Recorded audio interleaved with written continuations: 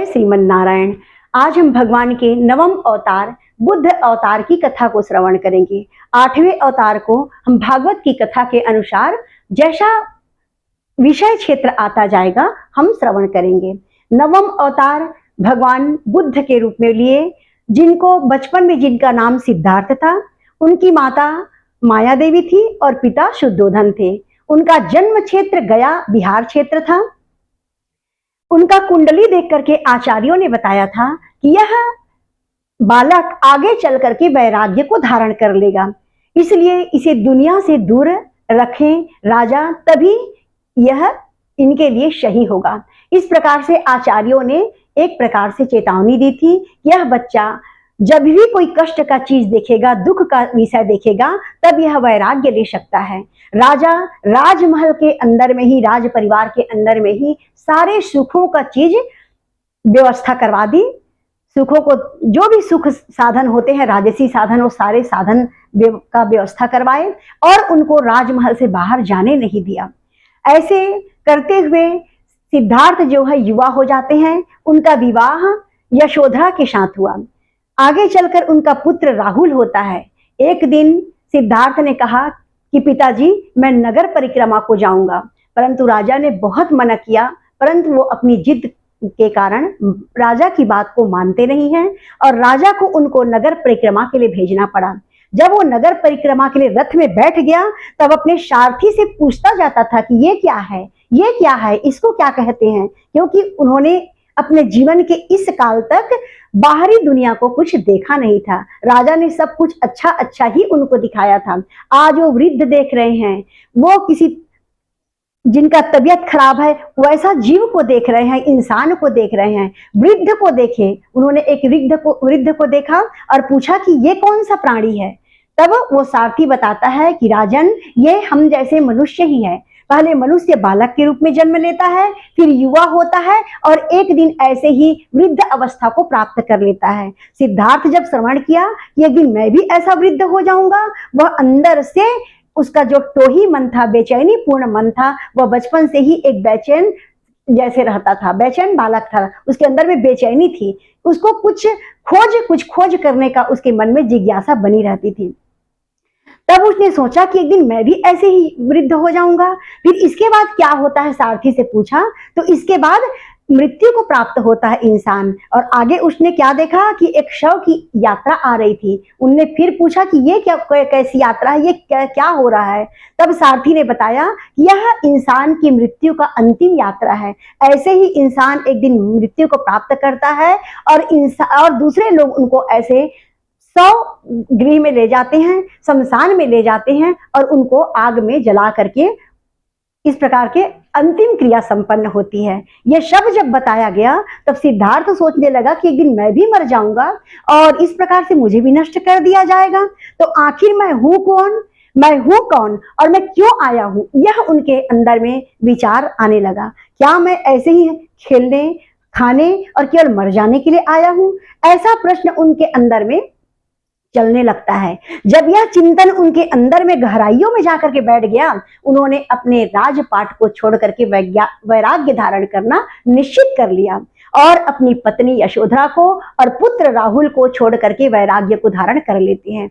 जब वह वैराग्य धारण करके संन्यास तक जीवन जीने लगे, तब का जीवन जीने लगे, तब उन्होंने 6 वर्ष तक कठिन तपस्या की। जब 6 वर्ष तक कठिन तपस्या करते हैं, तब भी उनको अपने आत्मबोध का ज्ञान नहीं होता, उनको बोधिसत्व की प्राप्ति नहीं होती, उनका मन जो है बेचैन रहता था।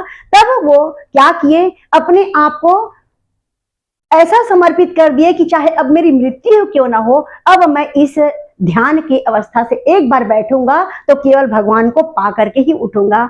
ऐसा कहते हुए वो गया में ही जो बहुत बड़ा बोधि वृक्ष था, वट वृक्ष था, जिसको बाद में बोधि कहा गया, जहां से भगवान को बोधि अर्थात ज्ञान प्राप्त होता है, तब उस वट वृक्ष का नाम बोधि वृक्ष रख दिया गया। वो वहां पर बैठ जाते हैं और समाधिस्थ हो जाते हैं। इतने लंबे तक समाधि लगा उनका कि एक दिन उनको आत्मज्ञान की प्राप्ति होती है और आत्मज्ञान के द्वारा वो संतुष्ट होकर कि मैं कौन हूं, ये संसार क्या है, जब सारे प्रश्नों का उत्तर पा गए, तब वो अपने ध्यान से बाहर आते हैं। और बाहर आकर अपने इस ज्ञान को प्रचार प्रसार करने के लिए धर्म चक्र प्रवर्तन आरंभ करते हैं। उन्होंने अपने ज्ञान को अन्य क्षेत्रों में जाकर के बांटने का कार्यक्रम शुरुआत किया और इस कार्यक्रम में उन्होंने अपने शिष्य बनाना आरंभ किया है और शिष्यों के द्वारा गांव-गांव में जाकर के स्वयं जाकर के और उस धर्म चक्र प्रवर्तन को आरंभ किया है। इसके लिए उन्होंने बताया, इस बीच में और क्या होता है कि जब उन्होंने इस अपने आत्मज्ञान को प्राप्त किया है, पूरे जब दूसरी जगह में घूमने के लिए जाते हैं, देशे दूसरे क्षेत्र में जाते हैं, राज्यों में जाते हैं, तब उन्होंने क्या देखा, सारा राज्य अराजक व्यवस्था से त्राही त्राही हो रहा है। शकों का, यमनों का, हुणों का, मलेच्छों का आक्रमण, सारा आक्रमण से सारा देश जो है अशांत और अराजक हालत में बना हुआ है, अराजकताएं फैल गई है। जब बुद्ध ने देखा कि ये तो इस प्रकार से तो इंसान हाहाकारमय जीवन को जी रहा है, तब उनका मन बहुत दुखी होता है और उन्होंने ये देखा कि जो चारों वर्ण के सामाजिक वर्ण थे, जो सामाजिक व्यवस्थाएं थी, ब्राह्मण, वह अपने कर्म से हट करके वह भी स्वार्थ में डूब गया है। जैसा भी हो उनको धन प्राप्त करना और अपने परिवार को चलाना, जैसे भी हो क्षत्रिय निरंकुश हो गया, उसको भी अपने राज्य और अपने केवल अपने आप को देखना, उनको रक्षा का जो कार्य था वो रक्षा का कार्य भूल गए। वैसे ही जो वैश्य थे वो केवल अपना धन चाहे जैसा भी होकर के अत्यधिक से अत्यधिक धन कमाया जाए, इस पर उसने ध्यान देना आरंभ कर दिया। जो शुद्ध थे अर्थात सेवक जाति, वो भी निरंकुश हो गए थे, वो भी अपना मनमानी करना आरंभ कर दिए। समाज की इस अति गंभीर अवस्था को देख करके बुद्ध दुखी हुए और उन्होंने कुछ न्याय नीति व्यवस्था बनाया, जिसको उन्होंने धर्म चक्र प्रवर्तन के माध्यम से जन जन में प्रचार करना शुरू किया। इसके लिए उन्होंने 4 आर्य सत्य बनाए, आर्य सत्य बनाए। आर्य सत्य क्या था? संसार जो है दुख का ही दुखालय है, संसार में केवल दुख ही है, ऐसा उन्होंने बताया। और इस दुख का कारण तृष्णा है और तृष्णा को जब खत्म कर दिया जाएगा तो दुख का अंत हो जाएगा, ये तीसरा पद उन्होंने बताया। और उसको बताया कि जब तृष्णा जब समाप्त होगा तब दुख अंत होगा और इस दुख को जब इसलिए दुख इस समाप्त किया जा सकता है अष्टांगिक मार्ग से। इसके लिए उन्होंने अष्टांगिक मार्ग बताया, जिसको 8 सम्यक ज्ञान कहा गया है। सम्यक चिंतन, सम्यक वाणी, सम्यक दर्शन, सम्यक स्मृति, सम्यक कार्य, सम्यक आजीविका, सम्यक समाधि। इस प्रकार से ऐसा कर्म बताया गया लोगों को कि हमको अच्छा सोचना चाहिए, सब में सही ज्ञान दृष्टि से रखना चाहिए, गलत चीजों का ना देखें ना प्रचार करें, गलत बोले ना गलत सुने। इस प्रकार से उन्हें हर कार्य को सही, जो अपने को अच्छा लगता है वही बाह्य जगत में बाह्य जीवन को भी दे, ऐसा उन्होंने अष्टांगिक मार्ग बनाया है। सम्यक समाधि अर्थात हमारे वर्तमान की स्थितियों को देखते हुए, अपने आप को देखते हुए, अपने कर्म, अपने सोच, अपने जो श्रवण की क्षमता, इन सब को सही करते हुए हमको जो आत्म तत्व है अपने आत्म में स्थिर हो जाना है और आत्म में स्थिर होकर के अपने ध्यान में पहुंचना है और ध्यान में उस अपने आत्म को धारण करके, अपने वर्तमान की परिवेश को धारण करके अपनी आत्मा का ध्यान करके समाधिस्थ हो जाना है।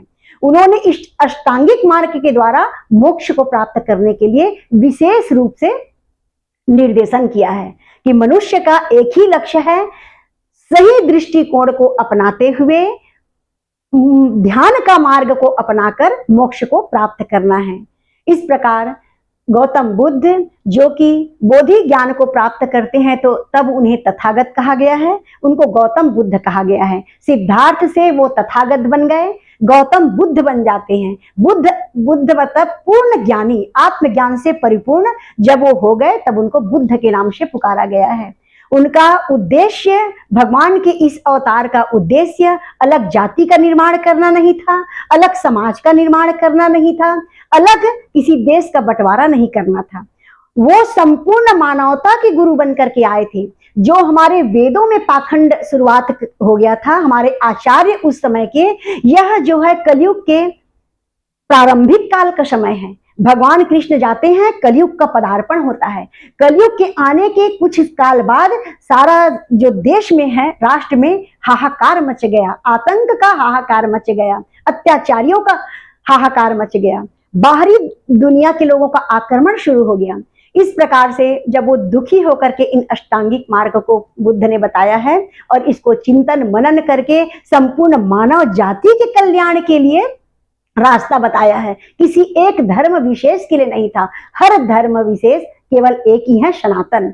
सनातन ही से ही वो वेदों को ही पढ़ करके, वेदों से ही उन्होंने कुछ नीति बनाए जिसको उन्होंने अष्टांगिक मार्ग कहा है। यह वेदों से ही लिया गया है, वेद से अलग नहीं है। यह हमारी सनातन परंपरा की मुख्य धारा है, यह हमसे हट करके नहीं है। वो हमारे भगवान श्री विष्णु जी के अवतार हैं, उनसे अलग कोई नहीं है। बाद में उनको कोई विशेष महापुरुष का नाम दिया गया, महापुरुष थे परंतु वो हमारे भगवान के अवतार हैं। हम सबको उनको वंदन करना चाहिए, उनको प्रणाम करना चाहिए, उनका ध्यान और चिंतन करना चाहिए। भगवान जब किसी प्रकार का नुकसान होता है, अधर्म का जब वास हो जाता है, तो भगवान को जिस रूप की आवश्यकता होती है उस रूप में वो आते हैं। इस बार उन्होंने अहिंसा की प्रवृत्ति को अपनाया है, करुणा की प्रवृत्ति को अपनाया है, दया को अपनाया है और एकता को लेकर के उन्होंने बुद्ध की अवतार को धारण किया है और समाज में एकता स्थापित करने का प्रयास किया।